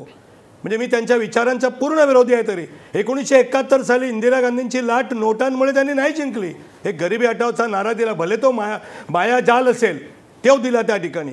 78-77 साली जे आणीबाणी उठली, नोटांमुळे नाही सत्ता आली. 1995 साली महाराष्ट्रात परिवर्तन झालं, नोटांमुळे नाही आलं. या देशामध्ये नोटा वाटल्या जातात, गरिबाच्या गरिबीचा, त्यांच्या अज्ञानाचा, त्यांच्या दारिद्र्याचा, त्याच्या भुकेचा, त्याच्या जातीचा. काही पैसे त्या ठिकाणी निवडणुकीत देऊन वाटतात, पण सगळेच लोक, जनता या देशातली पैसे घेऊन आपलं मत देत नाहीत. हे लक्षात ठेवा. तुम्ही काहीतरी काय आरोप करताय तुम्ही? मानेसाहेब उत्तर द्या. काय विश्लेषण आहे का? मानेसाहेब उत्तर द्या. नाही आशिष मधुबाई जे म्हणाले, मधुबाईचा मी नितांत आदर करतो. त्यांना त्यांचं वैयक्तिक मत आहे. बंगालमध्ये BJPच्या खात्यामध्ये 3 करोड रुपये टाकले, हे सगळ्यांना सोशल मीडियातून अवेलेबल आहे. कुठल्या लोकांना त्याची इत्तंभूत माहिती आहे. कुठल्या? आणि हे डिमॉनिटायझेशनचं जे धोरण आहे, कुठल्या खात्यामध्ये पुन्हा सांगा, त्याचं विश्लेषण मी देतो, जाहीर देतो. कुठल्या खात्यामध्ये? कुठल्या खात्यात? बंगालमध्ये काय केलं? बंगालमध्ये काय केलं? बंगालमधल्या BJPच्या खात्यावरती 3 करोड रुपये तुम्ही 8 नोव्हेंबर पूर्वी टाकले. हो सांगतो ना. रेकॉर्ड ऐका ते सांगतायत. ऐका, बोला. भारतीय जनता पक्ष त्या ठिकाणी जो निधी घेतो, त्या निधीची कुपन दिली जातात अधिकृतपणे. एक राजकीय पक्षाच्या राज्यामध्ये 3 कोटी की झाड की पत्ती आहे. 300 कोटी नाही टाकले, 3000 कोटी नाही टाकले. लोकांकडून त्या ठिकाणी निधी घेतला, त्याची रिसिप्ट दिली, इन्कम टॅक्सला त्याचं त्या ठिकाणी निवेदन दिलं, आवश्यक ते सगळे दिलेलं आहे. 300 कोटी नाही टाकले, 400 कोटी नाही टाकले. आणि बँकांमध्ये हल्ली पद्धत आहे गेल्या अनेक वर्षांपासून. ऐकून घ्या माझा ऐका. बेछूट आरोप मी तुमच्यावर वाटेल ते ऐकून घ्या. बँकांमध्ये अशी पद्धत आहे की मोठ्या रकमेचं, मोठ्या 500च्या की 1000च्या नोटा तुम्ही टाकल्यात, तर तो कॅशियर जो पैसे घेतो तो त्याचा हिशेब ठेवतो. एखाद्याने 10 लाख रुपये दिले तर 500च्या एवढ्या, 1000च्या एवढ्या.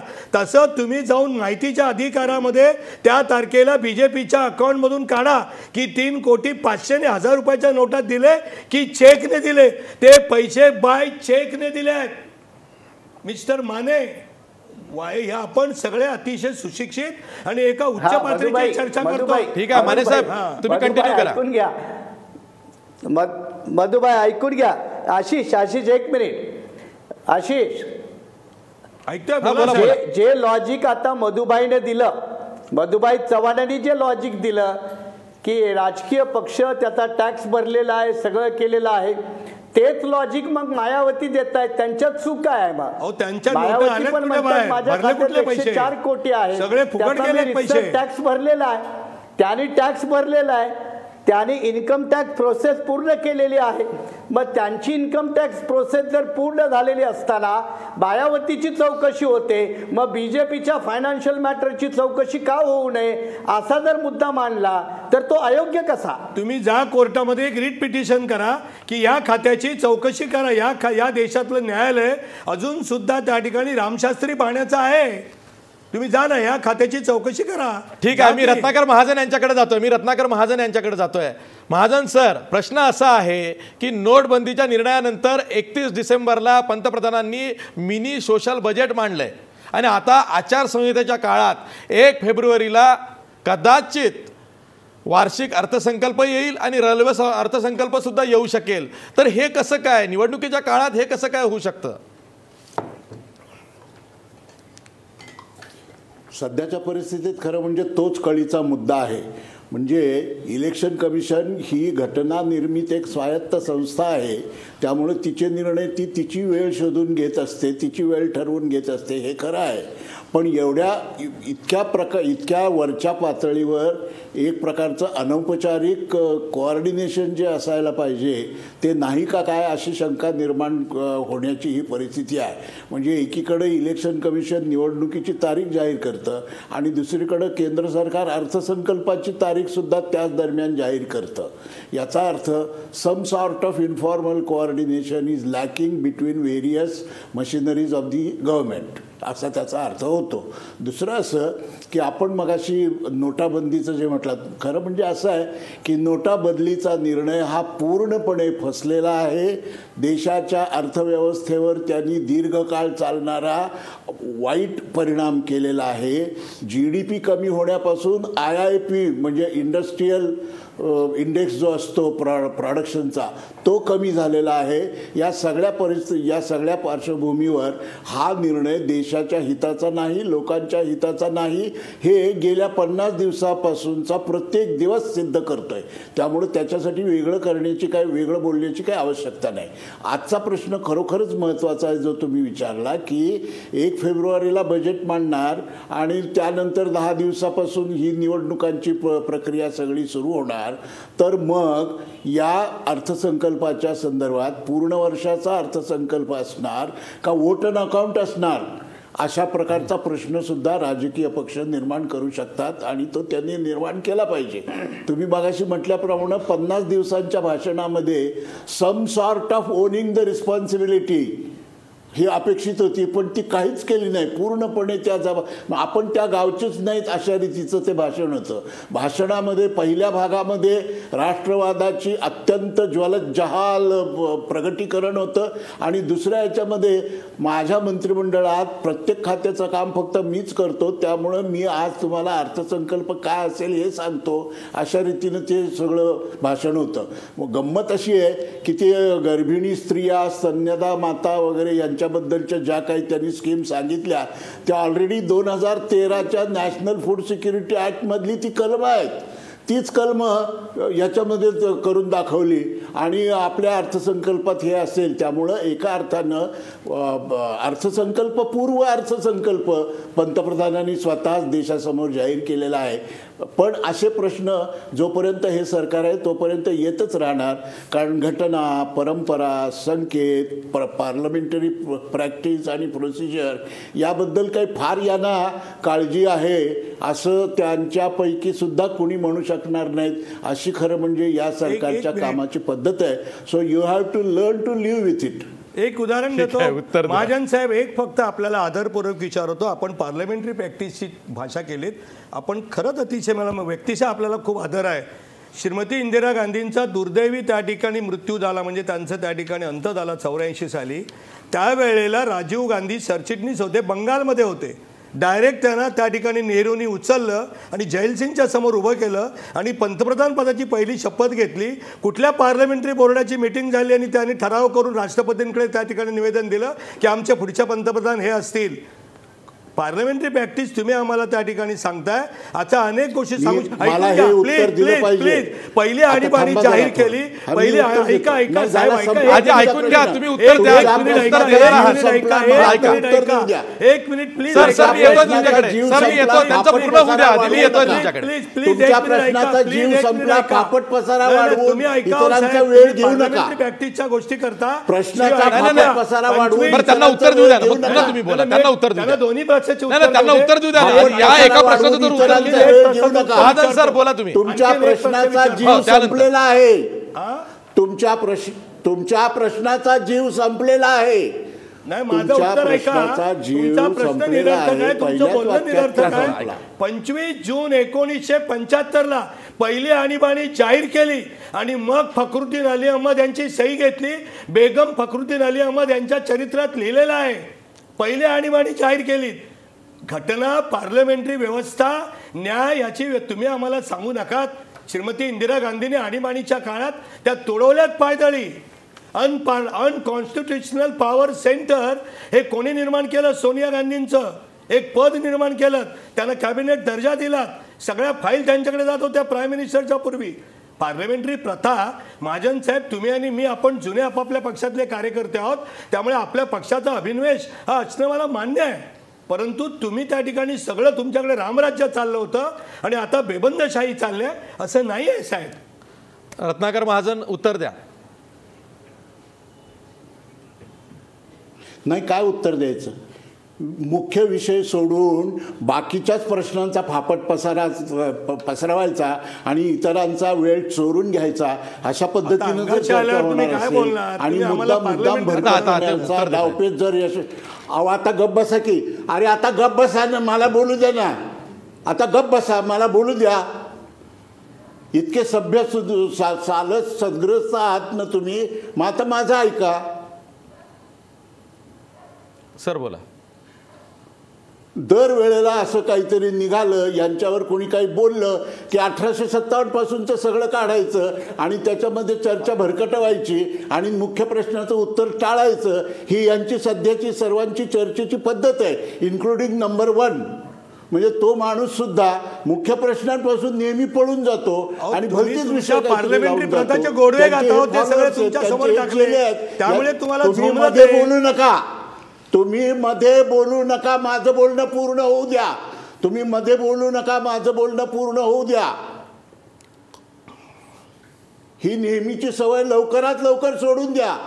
ही नेहमीची सवय लवकरात लवकर सोडून द्या. लोकांना ही सवय आवडत नाही, एकदा तुम्हाला कळलं पाहिजे. म्हणून मी असं सांगतो आहे की मी मगाशी जे म्हणत होतो ते सरकारच्या अधिकृत कामगिरीबद्दल बोलत होतो. पक्षाच्या अंतर्गत प्रणालीविषयी मी बोलत नव्हतो. पण पडिले वळण इंद्रिया सकळा याप्रमाणे सरकारची कामगिरी, सरकारची कार्यप्रणाली आणि पक्षाची कार्यप्रणाली याच्यामध्ये कायम मिक्सिंग अप करायचं आणि मुख्य प्रश्न टाळायचा, ही यांची जी टॅक्टिक आहे ती आता निदान 5 राज्यांच्या निवडणुका जाहीर झाल्यावर तरी संपवली पाहिजे. प्रश्नावर बोला. अहो आम्ही चुका केल्या, लाख चुका असं तिला केली पण प्रीती, अशा अर्थाचं एक गाणं आहे, ते समजा फार तर. पण मुद्दा असा की चुका झाल्या, त्या चुकांच्या बाबत भारतीय मतदारांनी त्या वेळेला निर्णय घेऊन तो विषय संपला. आता तुम्ही रामाच्या अवताराला आहात तर रामराज्याचा अनुभव आम्हाला केव्हा देणार, एवढाच प्रश्न आहे. आणि तो देत नाही याची वेगवेगळी उदाहरणं दिली की एखाद्या हिंस्र पाण्याच्या शेपटावर पाय पडल्यासारखे चवताळता कशाला, चिडता कशाला, आवाज कशाला वाढवता. यामुळं तुमची केस उलट वीक होते, हे तुम्हाला कधी कळणार. हिंस्र प्राण्याच्या पायावर ठेवल्यानंतर तो वाघ असल्यावर तो काय पळून जाणार नाही. तुमच्यासारख्या एका आदरणीय व्यक्तीकडून तुम्ही काही आरोप करायचे की आमच्याकडे पार्लमेंटरी व्यवस्था होती, हे घटना त्या ठिकाणी तोडवत नाहीत, म्हणून मी केवळ जरा आठवण करून दिली. त्यामुळे तुमचा त्या ठिकाणी थैताट व्हायची काही गरज नाही. तुम्ही पायावर शेपटी पडल्यासारखे चवताळताय, मी नाही. तुम्ही घटना आम्हाला सांगितलीत, तुम्ही आम्हाला सांगितलं की आम्ही पार्लमेंटरी प्रथा पाळत नाही. मी फक्त नम्रपणे आठवणी करून दिल्या की आपण कशा कशा त्यावेळेला पाळल्या नाहीत. त्यामुळे तुम्हीच रागवलात, मी नाही रागवलो.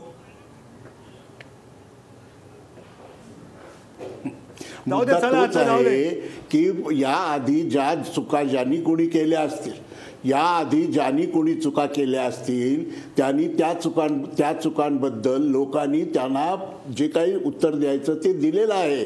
या परिस्थितीत त्याच चुका उगाळून आपल्या नव्या चुकांचं समर्थन करण्यासाठी मोठ्या पुराणातली उदाहरणं कशाला द्यायची, हाच तर मुद्दा आहे. महाजन सर, माझा एक शेवटचा प्रश्न आहे तुम्हाला. जसं आपण म्हणतो ना की मोदी फॅक्टरची कसोटी लागणार आहे, तसंच राहुल गांधी या फॅक्टरची किंबहुना भारतीय राजकारणातल्या या पात्राची सुद्धा कसोटी लागणार आहे या निवडणुकांमध्ये, त्यांच्या नेतृत्वाची लागणार आहे. आपल्या भाषा स्वातंत्र्याचा पूर्णपणे आदर राखून आपण पात्र हा शब्द कोणत्या अर्थाने वापरला हे मी काही सांगू शकत नाही. पण सध्या अखिल भारतीय काँग्रेसचे उपाध्यक्ष असलेले राहुल गांधी हे त्याच राज्याच्या एका मतदारसंघातून लोकसभेवर निवडून आलेले आहेत. त्यामुळं स्वाभाविकतः त्या राज्यातल्या निवडणुकांमध्ये अन्य राज्यांबरोबरच लक्ष घालण्याची त्यांची जबाबदारी आहे. त्याप्रमाणे गेले वर्ष 2 वर्षापासून ते उत्तर प्रदेशच्या राज्यामध्ये अन्य राज्यांप्रमाणे दौरा करता आहेत आणि त्यांचं जे काय आपल्या व्याख्येप्रमाणे जे काही टेस्ट किंवा जी काही परीक्षा आहे, जी काही कसोटी आहे ती यात लागणार आहे हे खरंच आहे.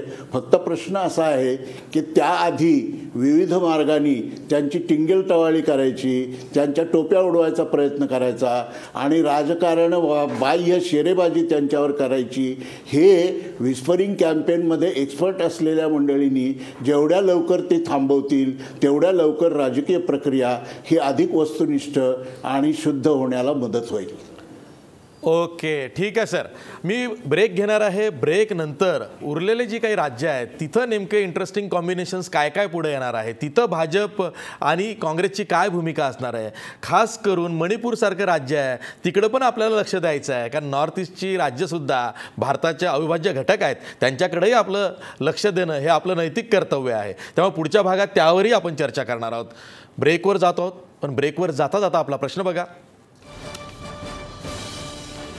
5 राज्यांच्या निवडणुकांमध्ये नोटबंदीच्या निर्णयाचं भवितव्य ठरेल का? 83% लोक म्हणतायत होय, नोटबंदीच्या निर्णयाचं भवितव्य ठरेल. पुन्हा भेटूया ब्रेक नंतर.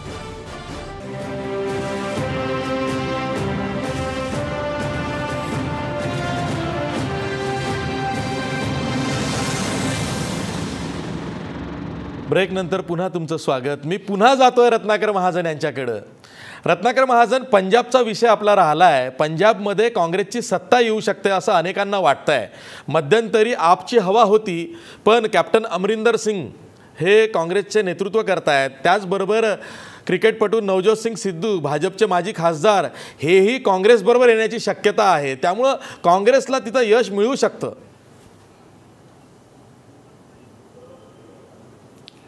पंजाबमध्ये सध्या अकाली दल आणि भारतीय जनता पक्ष यांचं संयुक्त सरकार आहे.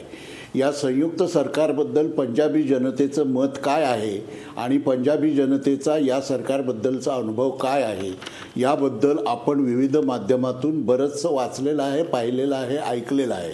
या पार्श्वभूमीवर या निवडणुका होत असताना काँग्रेस पक्षानं वर्षभरापासून तिथे पक्षांतर्गत जे काही प्रश्न होते ते मिटवून नवी संघटना उभं करण्यासाठी आणि जिल्हा पातळीपासून ते मतदारसंघ पातळीपर्यंत नवी पक्ष संघटना उभी करणे, त्यात नवीन तरुण कार्यकर्त्यांना संधी देणे, अशा प्रकारच्या उपाययोजना करून त्या राज्याची पक्ष संघटना निवडणुकी हाताळण्यासाठी सक्षम, कार्यक्षम आणि प्रॉम्प्ट करण्यासाठी ज्या आवश्यक उपाययोजना आहेत त्या केल्या आहेत. अन्य पक्षांबद्दल बोलायचं झालं तर आपण म्हणलात तशी अन्य पक्षांची हवा होती ही खरं आहे, पण हवा ही शेवटी हवाच असते, त्यामुळं ती कधीतरी उडून जातच असते. मुद्दा असा आहे की 2 निवडणुकांच्या मधल्या 5-6 वर्षांमध्ये आपण लोकांच्या प्रश्नांच्या संदर्भात लोकसहभागाने किती जिव्हाळ्याने काम करतो आणि त्यांचे नेहमीच्या जीवनातले प्रश्न कसे धसास लावण्यासाठी त्यांना मदत करतो यावर पक्षाच्या संघटनेचं भवितव्य अवलंबून असतं. त्याप्रमाणे पंजाबमध्ये गेल्या दीड वर्षापासून कन्सर्टेड एफर्ट्स असं ज्याला म्हणतात असे चालू आहेत आणि त्याला जनतेचा प्रतिसादही उत्साहवर्धक असा आहे.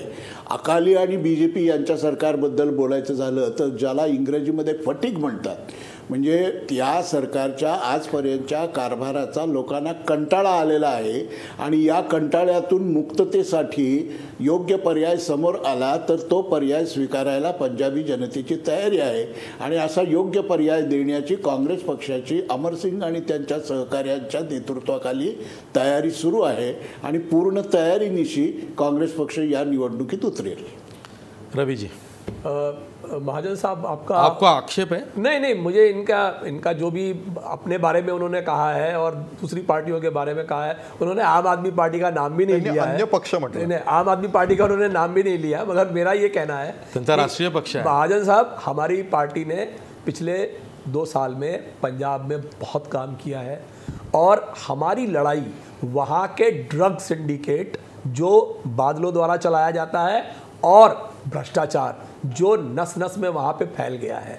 आप दूसरों की बात पे क्यों जाएं? आपके कांग्रेस के ही उपाध्यक्ष श्री राहुल गांधी जी ने ही 1 साल भर पहले वहाँ पे जाकर के सर्वे किया था और ये कहा था कि 70% युवा वहाँ पर गर्द की चपेट में आ चुके हैं. तो ये लड़ाई आपको भी हमारे साथ ड्रग के खिलाफ लड़नी चाहिए थी, पर ठीक है, आपका अपना रहा होगा. उनके साथ में अकाली और भाजपा के साथ में क्या संबंध है वो आप जानिए. मगर आम आदमी पार्टी वहाँ पर किसान manifesto, Dalit manifesto, transporters manifesto, traders manifesto, इस तरह के 5 मैनिफेस्टो वहाँ के लोगों से बात करके जारी कर चुकी है. और ये हमारी कोशिश है कि हम एक बार पंजाब, जो आज से मुझे याद है जब मैं अपने उत्तर प्रदेश में रहता था कि उसको स्वर्णिम प्रदेश बोलते थे. It was a golden state जहाँ पर गेहूं की बेहिसाब फसल, गेहूं, चावल, हर चीज़ की फसल होती थी और जिसका नाम पूरे देश में था कि पंजाब पूरे देश को गेहूं खिलाता है. आज उस प्रदेश का ये हाल कर दिया है. तो आम आदमी पार्टी वहाँ पर, आप जो पर्याय की बात कर रहे हैं वो पर्याय आपके सामने बैठा हुआ है. वो पर्याय ही वहाँ पर आम आदमी पार्टी ही पूर्ण बहुमत से आकर के अपनी सरकार बनाएगी. महाजन सर, उत्तर द्या. असं आहे की एवढ्या अभिनिवेशानं बोलण्याची काही आवश्यकताच नव्हती.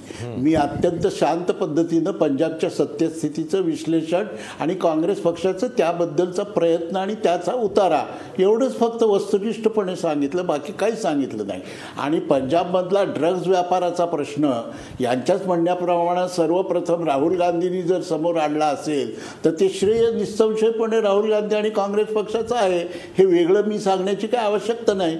त्यामुळे त्या प्रश्नाचं अस्तित्व काँग्रेस पक्षानं अमान्य केलंच नाही.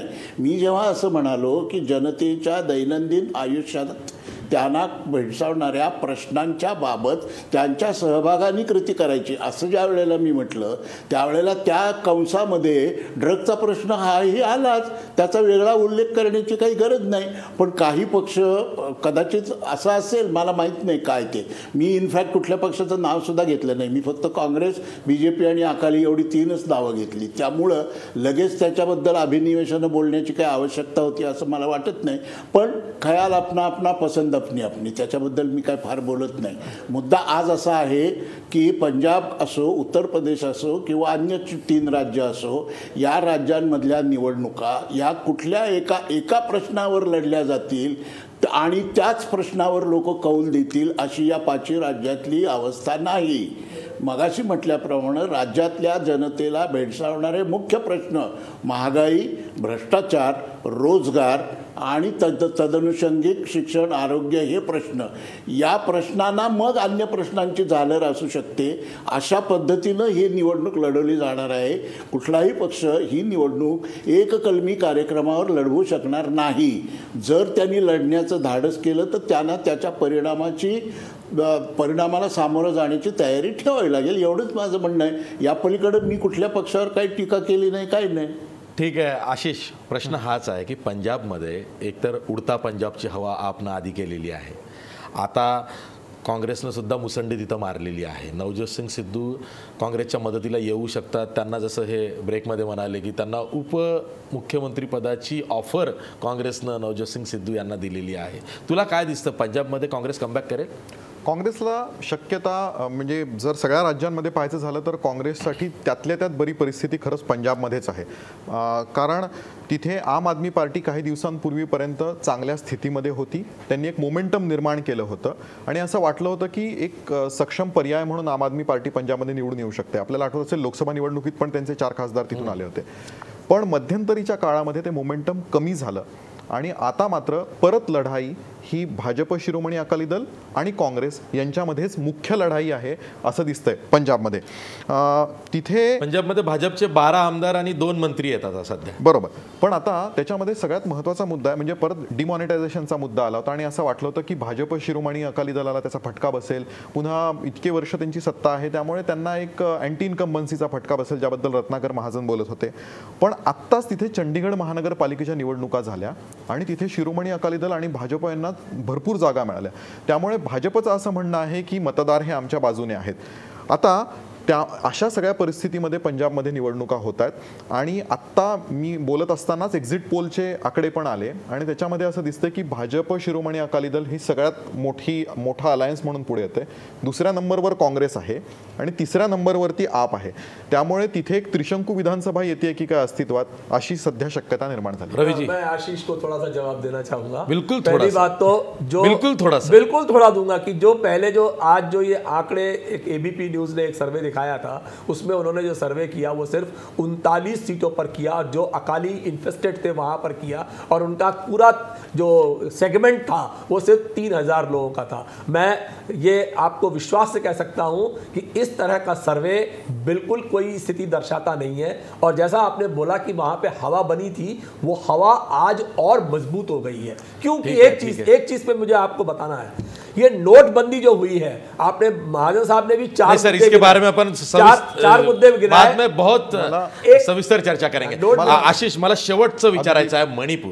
मणिपूर हे राज्य नॉर्थ ईस्ट स्टेट आहे, त्याकडे आपण लक्ष दिलं पाहिजे. कारण भाजपनं आधी आसाम, नंतर अरुणाचल प्रदेश आणि आता मणिपूरवर लक्ष केंद्रित केलेलं आहे. मणिपूरमध्ये कर्फ्यू पण लागलेला आहे. काय होऊ शकतं मणिपूरमध्ये? तिथे सध्या खूप वाईट परिस्थिती आहे. कारण युनायटेड नागा काउन्सिलने तिथे 2 महिन्यांपासून म्हणजे 1 नोव्हेंबरपासून कर्फ्यू ब्लॉकेड केलं आहे. म्हणजे जे मणिपूर हे लँडलॉक्ड राज्य आहे आणि त्यांच्याकडे जाणारे जे हायवेज आहेत ते युनायटेड नागा काउन्सिलने बंद केलेत.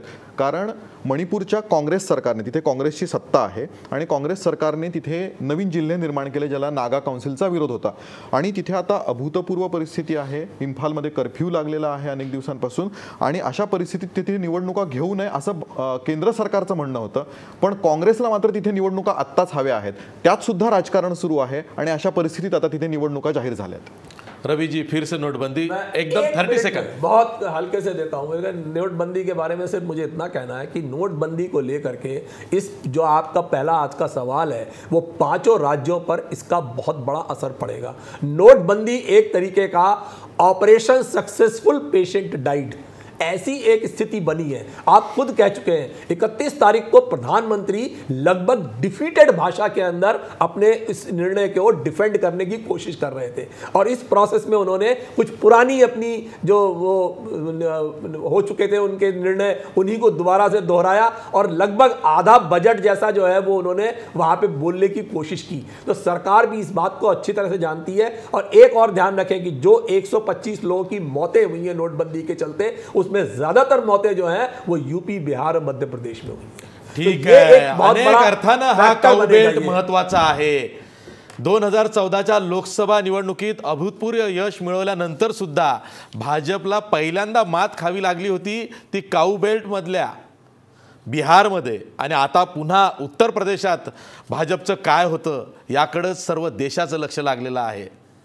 भाजपसाठी सुद्धा ती चिंता आहे. भाजपला तिथं खरंच खूप काम करायचं आहे. आज आपण इथंच थांबतो आहोत, पण आज संपवता पुन्हा एकदा आपण आपला आजचा सवाल बघूया. 5 राज्यांच्या निवडणुकांमध्ये नोटबंदीच्या निर्णयाचं भवितव्य ठरेल का? 85% लोक म्हणतायत होय, नोटबंदीच्या निर्णयाचं भवितव्य ठरेल. आज आपण इथंच थांबतो आहोत. पाहत राहा फक्त महाराष्ट्रवर.